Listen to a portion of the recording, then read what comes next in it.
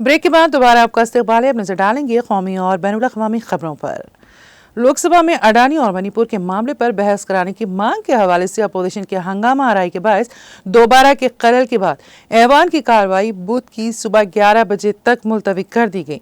जैसे ही दोपहर 12 बजे ऐवान दोबारा शुरू हुआ, अपोजिशन अरकान ने खड़े होकर अडानी और मणिपुर के मामले पर शोर मचाना शुरू कर दिया और प्रेसिडाइंग ऑफिसर संध्या राय ने नज़्म व ज़ब्त बरकरार रखने की अपील का कोई असर न देखकर कार्रवाई 27 नवंबर तक मुलतवी कर दी।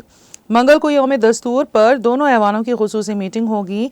आज ऐवान की मीटिंग दोबारा शुरू होने के बाद अपोजिशन के शोर शराबे के दरमियान समाजवादी पार्टी के धर्मेंद्र यादव को ये कहते हुए सुना गया कि संभल उत्तर प्रदेश में तशद्दुद के सिलसिले में उनकी पार्टी के रुकने पार्लियामेंट के खिलाफ एफआईआर दर्ज कराई गई है।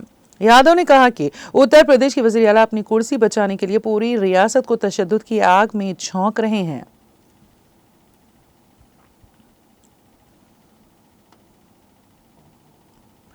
राज्यसभा ने साबिक वज़ीर ख़ारिजा तैमूर सिंह समेत 7 आन जहानी अरकान को पीर के रोज़ जज्बाती खिराज अक़ीदत पेश किया और उनके एजाज़ में खामोशी इख्तियार की।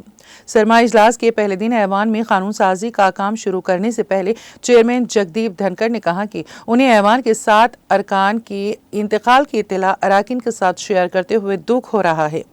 उन्होंने साबिक मेंबरान गुरुचरण कौर, कंवर तैमूर सिंह, सीताराम येचुरी, धर्मपाल सबरवाल, डॉक्टर ज्ञान प्रकाश पेलानिया, प्रभातक कुमार सामंत रे और धनेश्वर मांझी के इंतकाल के बारे में ऐवान को आगाह किया। उन्होंने ऐवान को अनजानी तमाम अरकान की कौम और मुआशरे में शिराकत और अहम किरदार के बारे में बताया।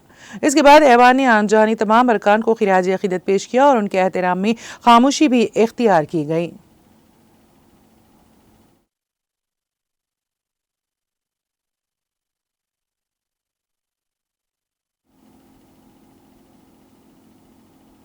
वज़ीर आज़म नरेंद्र मोदी ने पार्लियामेंट के सरमाई इजलास के आगाज से कबल अपोजिशन से अवाम की उमंगों को पूरा करने और आलमी बिरादरी की तवक्कुआत पर पूरा उतरने की दरख्वास्त करते हुए अपील की है कि उनके रवैये से वोटर और जमहूरियत के तई उनकी वाबस्तगी, आइन के तई उनकी लगन और पार्लिमानी अमल में उनके एतमाद की माने खैज गूंज बाहर जानी चाहिए।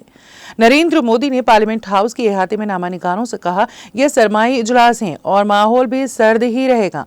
ये 2024 का आखिरी दौर है। मुल्क भी 2025 को जोशो खरोश से खुश आमदीद कहने की तैयारियों में मसरूफ है। पार्लियामेंट का ये इजलास कई लिहाज से खास है। सबसे बड़ी बात यह है कि हमारे आइन के सफर का 75वें साल में दाखिल होना अपने आप में जमहूरियत के लिए एक रोशन मौका है। जूं 2025 करीब आ रहा है, मुल्क जोश और बलबले से लबरेज है और 2025 के इस्तकबाल के लिए बेताबी से तैयारी कर रहा है।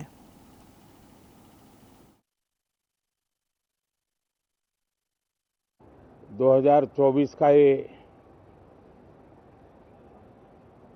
अंतिम कालखंड चल रहा है।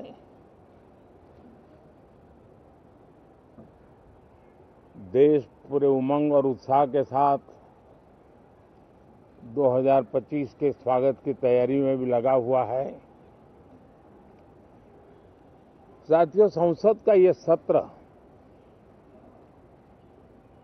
अनेक प्रकार से विशेष है और सबसे बड़ी बात है,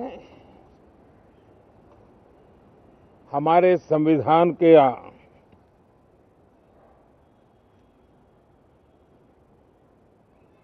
75 साल की यात्रा, 75वें साल में उसका प्रवेश, ये अपने आप में लोकतंत्र के लिए एक बहुत ही उज्जवल अवसर है। और कल संविधान सदन में सब मिलकर के इस संविधान के 75वें वर्ष की उसके उत्सव की 2024 का ये अंतिम कालखंड चल रहा है।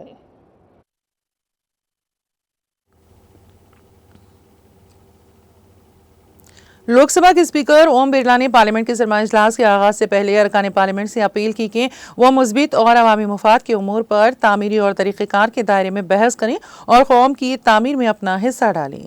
बिरला ने एक्स पर अपनी एक पोस्ट में लिखा, पार्लियामेंट का सरमाई इजलास आज से शुरू हो रहा है। मुझे यकीन है कि इजलास के दौरान तमाम मुअज़्ज़ज़ मेंबरान की मुस्बित गुफ्तगू और ताउन के जरिए मुफाद आमा के मौज़ूआत की अक्कासी की जाएगी। इससे न सिर्फ ऐवान की कारकर्दगी में इजाफा होगा बल्कि कौमी तामीर में हमारे ताउन की राह हमवार होगी। मुझे उम्मीद है कि तमाम मुअज़्ज़ज़ अराकीन पार्लिमानी तरीक़ेकार का सही इस्तेमाल करते हुए ऐवान की मौसर कारकर्दगी को यकीनी बनाएंगे। काबिल ज़िक्र है कि पार्लियामेंट का सरमाई इजलास 25 नवंबर से 20 दिसंबर तक चलेगा। इस दौरान मुफाद आमा के तकरीबन 15 अहम बिलों को मंजूरी के लिए पेश किया जाएगा। को याद करने का दिन है कि आज 75 वर्ष की लोकतंत्र की यात्रा में भारत का लोकतंत्र भी सशक्त हुआ है, मजबूत हुआ है और वो लोकतंत्र हमें संविधान की मूल भावनाओं से मिला है। आज़ादी के बाद जब हमने संविधान की चर्चा की, डिबेट शुरू की, तो हमारे मूल में, हमारी विरासत में लोकतंत्र था। लोकतंत्र हमारे विचार, हमारी कार्यप्रणाली में था।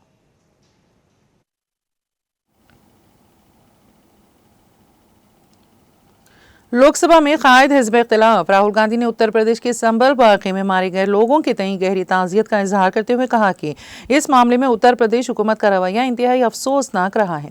राहुल गांधी ने जारी एक बयान में कहा, उत्तर प्रदेश के संभल में हालिया तनाज़े पर रियासती हुकूमत का मोतसबाना और जल्दबाजी का रवैया इंतहाई अफसोसनाक है। तशद्दुद और फायरिंग में जिन्होंने अपने प्यारों को खोया है, उनसे मेरी गहरी ताज़ियत। इंतजामिया की तरफ से तमाम फरीकों को सुने बगैर और गैर हसास तरीके से की गई कार्रवाई ने सूरत हाल को मजीद खराब कर दिया और बहुत से लोगों की मौत का सबब बनी, जिसके लिए बीजेपी हुकूमत बराह रास्त जिम्मेदार है।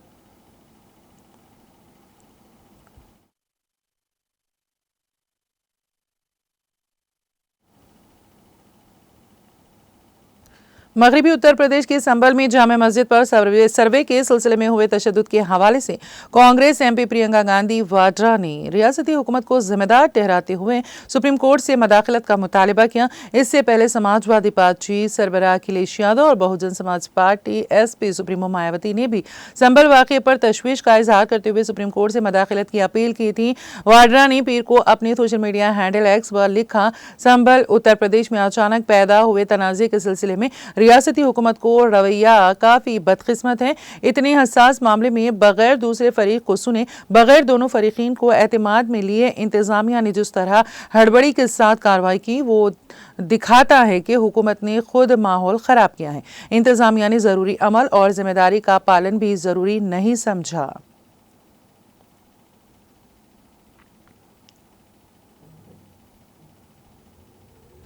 मध्य प्रदेश के शिवपुर जिले में वाक़े कोनो नेशनल पार्क में मादा चीता नरवा ने 4 नए बच्चों को जन्म दिया है और इसे हिंदुस्तान में चीतों की बहाली के ड्रीम मंसूबे की कामयाबी के तौर पर भी देखा जा रहा है।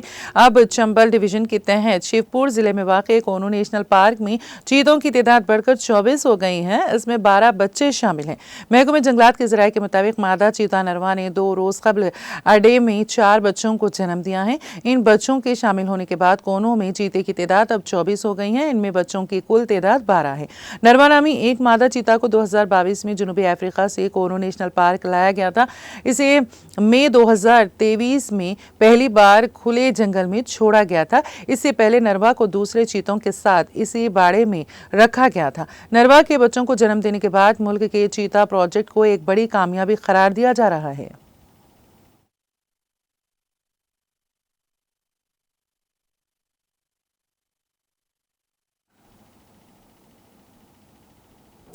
उत्तर प्रदेश में जिले हरदोई के मलावा कोतवाली इलाके में पीर की अलसुब बस की जद में आने से बोलेरो कार में सवार 4 खवातीन समेत 5 अफराद की मौत हो गई, जबकि 5 दीगर शदीद जख्मी हो गए।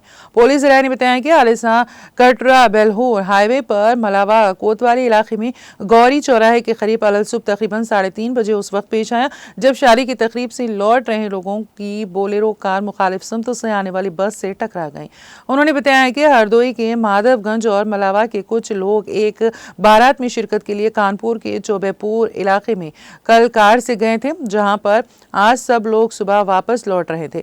तसादुम इतना शदीद था कि कार के परखचे उड़ गए। वाक़े की इत्तला मिलते ही पुलिस ने मुकामी लोगों की मदद से मौके पर पहुंचकर कार में फंसे लोगों को बाहर निकाला और जख्मियों को इलाज के लिए अस्पताल मुंतकिल कर दिया गया।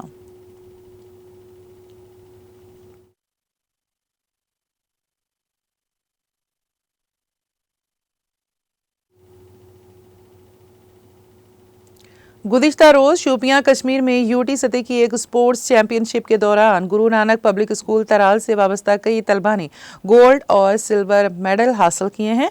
इस हवाले से स्कूल के अहाते में एक तकरीब मुनक़द हुई जिस दौरान मेडल जीतने वाले तलबा की इज्जत अफजाई की गई और उनको स्कूल के नाम मार्शल आर्ट्स चैंपियनशिप में मेडल हासिल करने पर एजाज़ात से नवाजा गया। इस मौके पर तकरीब में स्कूल के प्रिंसिपल के साथ साथ स्टाफ मेंबरान भी मौजूद रहे।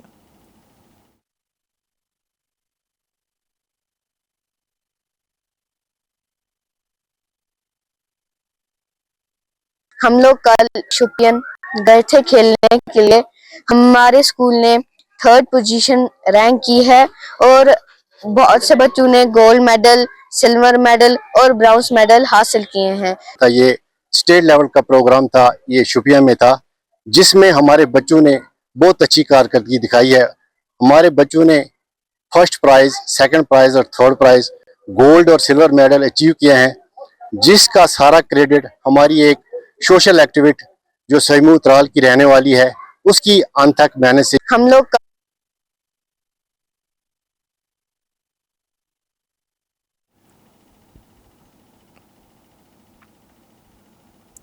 तराल कश्मीर के एक निजी स्कूल लिटिल एंजल्स एकेडमी ने गुज़िश्ता रोज़ एक यादगार अलविदाई दिन की तकरीब का इनेकाद किया।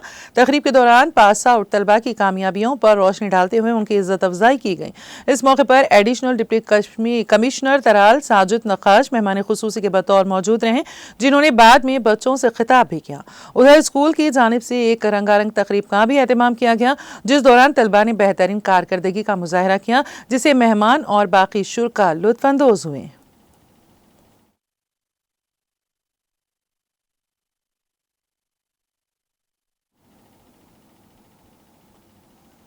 अमेरिका के नौ मंतखब सदर डोनाल्ड ट्रंप ने अपनी नई किताब सेव अमेरिका की फरोख्त शुरू करने का ऐलान किया है, जिसमें उन्होंने सरबराह मुमलिकत के तौर पर अपने पहले 4 साल और सदर के तौर पर अपनी अगली मुद्दतकार के लिए अपने विजन का खाका पेश किया है। किताब की कीमत $99 है, जबकि दस्तखत शुदा कॉपी $499 में दस्तियाब है। इस किताब को डोनाल्ड ट्रंप के दफ्तर में पहले 4 सालों और उनकी अगली मुद्दतकार के लिए उनके विजन पर एक मुनफरिद तनाजुर के तौर पर बयान किया गया है और ये डोनाल्ड ट्रंप की पहली इंतजामिया के मशहूर लम्हात से भरी हुई है। किताब की तफसील में कहा गया है कि आलमी रहनुमाओं के साथ तारीखी सरबराही इजलासों से लेकर व्हाइट हाउस के वाज़ेह ख्यालात तक हर तस्वीर को सदर ट्रंप के अपने अल्फाज के साथ मुंतखब किया है, जो इस बात की मालूमात फराहम करता है कि उनकी मुद्दतकार के अगले 4 साल क्या शक्ल इख्तियार करेंगे।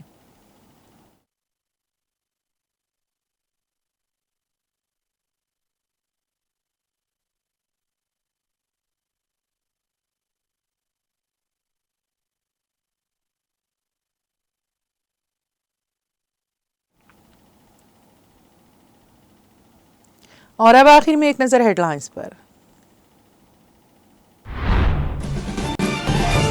स्किल्स यूनिवर्सिटी के लिए कॉर्पस फंड के तहत कई कंपनियां फंड्स देने के लिए आई हैं आगे। तेलंगाना हुकूमत ने अडानी समेत किसी भी तंजीम से कोई फंड नहीं लिया। वजीर आला रेवंत रेड्डी का प्रेस कॉन्फ्रेंस से खिताब।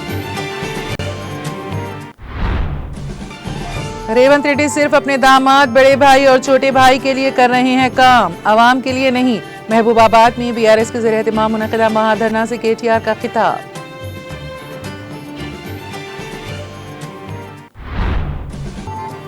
सदर तेलंगाना जागृति व रुकन कानून साज कौंसिल के कविता की जानिब से सदर नशीन वेंकटेश्वर राव को जामे रिपोर्ट की पेशकशी। कमीशन सियासी मकासद तक महदूद रहने के बजाय तबके के दरपेश मसाइल की यकसुई पर खुसूसी तवज्जो मरकूज करने पर दिया जोर। तेलंगाना में किसानों की जानिब से खुदकुशी कर लेने का सिलसिला जारी। रैतुबंधु इमदाद ना मिलने और कर्ज माफी ना किए जाने पर मुख्तलिफ अजला में 5 किसानों की खुदकुशी।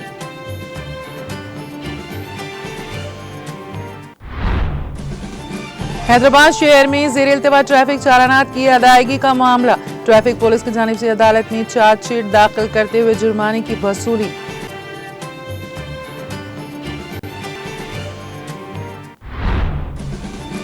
तेलंगाना में गुज़िश्ता 3 दिनों से सर्दी की शिद्दत में इजाफा, दर्जे हरारत में गिरावट। जिले आसिफाबाद में दर्जे हरारत 9.4 डिग्री सेल्सियस दर्ज।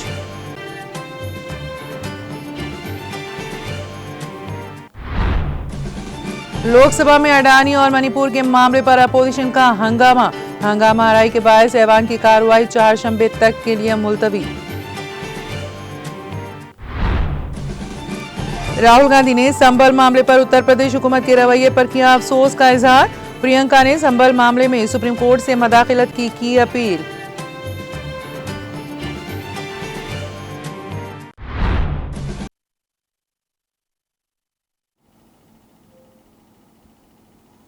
तेलंगाना एक्सप्रेस में फिलहाल इतना ही। ताज़ा तरीन अपडेट्स के लिए देखते रहिए TTV।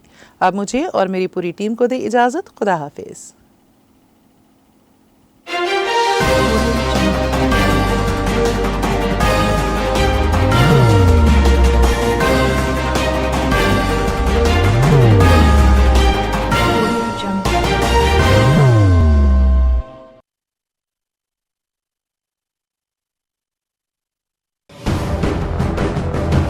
जिंदगी में कितना भी हो मुश्किलों का अंधेरा, रासिक स्टोन से चमकेगा किस्मत का सितारा। सीधे खानों से निकालकर तराशा गया और डॉक्टर रोशन और डॉक्टर MM रजा के ज्ञान से संवारा गया। इल्मी जवाहरात एक बेशकीमती इल्म है। ये जिंदगी के हर मोड़ पर हमें आगाही देता है। हमारी नाकामयाबी, कारोबार में परेशानी, शादीशुदा जिंदगी में तनाव, औलाद की परेशानी, प्यार के मसाइल, लव मैरिज, पैसों की तंगी, पढ़ाई में असफलता, सेहत में खराबी, क्या यही है जिंदगी?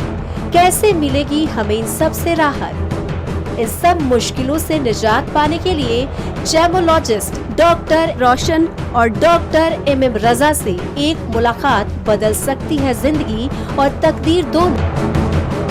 Bangalore, Hyderabad, Visakhapatnam, Vijayawada, Dubai, Delhi, Mumbai. One visit can change your life.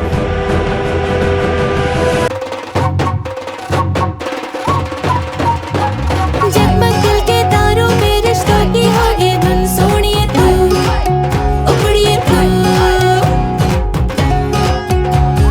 सबको सुनाने अपने दिल की ट्यून, डार्लिंग दुल्हनिया तुझे, अब रुक मत, ये मोमेंट तेरा है। Be the showstopper, be the showrunner. Show how it's done. Come celebrate the Brides of India with Malabar Gold and Diamonds.